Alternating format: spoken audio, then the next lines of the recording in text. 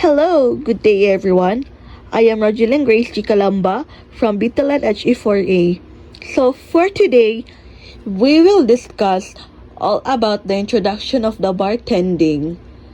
So there are so many topics that we will discuss all about the bartending. So what is bartending? Bartending is prepares and serves liquor, mixed drinks, wine, beer, and non-alcoholic drinks as ordered. Ensures that fruit and other garnishes are prepared ahead of the opening of the bar.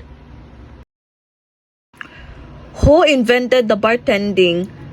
The person who invented the bartending is Jeremiah P. Thomas.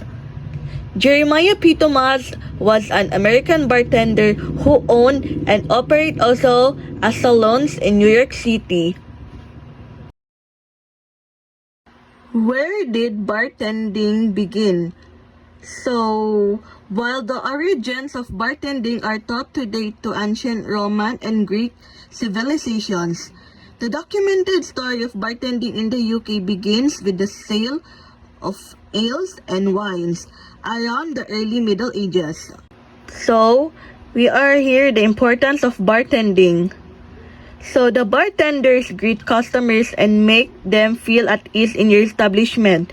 Making drinks, they use bar equipment and instruments to create drinks with the right order. So, what is a bartender? Bartender is any person who prepares or serves alcoholic and some non-alcoholic beverages from behind a bar.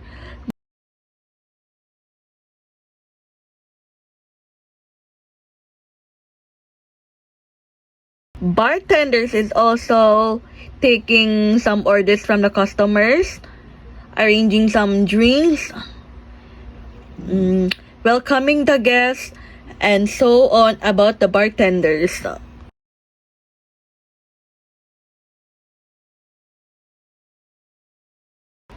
What is the proper name of a bartender? So, a bartender, also known as a barkeep or barman or barmaid or a mixologist, is a person who formulates and serves alcoholic or soft drinks beverages behind the bar, usually in a licensed establishments. What do bartenders usually serve?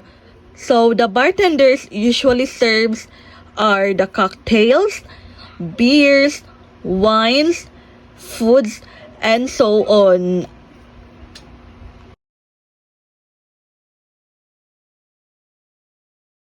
The responsibilities of a bartenders.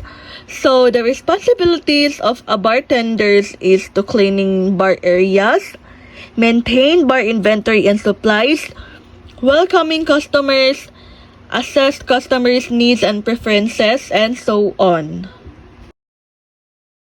The safety for the bartenders. The safety for the bartender is to check the ID of the customers, don't overserve the customers, take care of the glasswares, and to wear a proper attire. So here are the equipments of the bartending.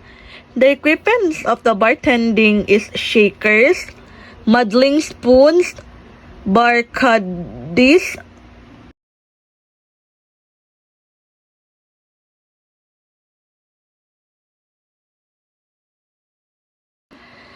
next is the bar spoon, cocktail strainer, and Boston shaker.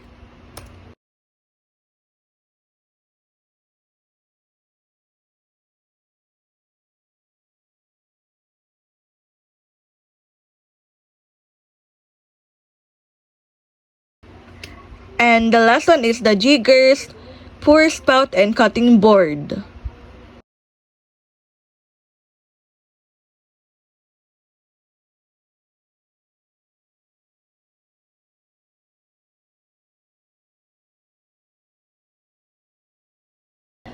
The types of glassware in bartending.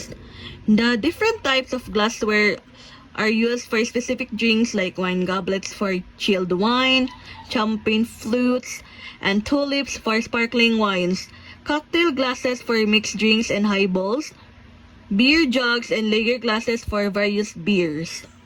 The challenges for the bartendings is dealing with difficult customers. Interacting with customers is a significant part of bartender's job, but it's not always smooth sailing.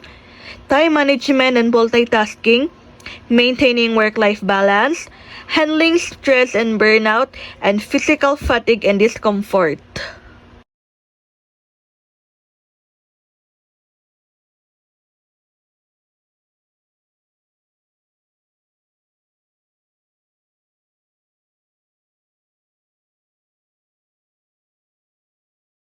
And the last one is the risk of bartending. The risk of the bartending is working with glassware, knives, and other sharp tools put bartenders at risk of cut and laceration. An accident can happen while preparing garnishes, slicing fruits, or handling broken glasses. Poor handling technique. Any questions? Clarifications? So, that would be all for my introduction of bartending.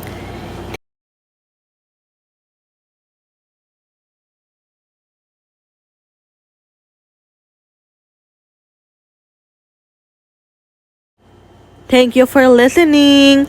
Cheers!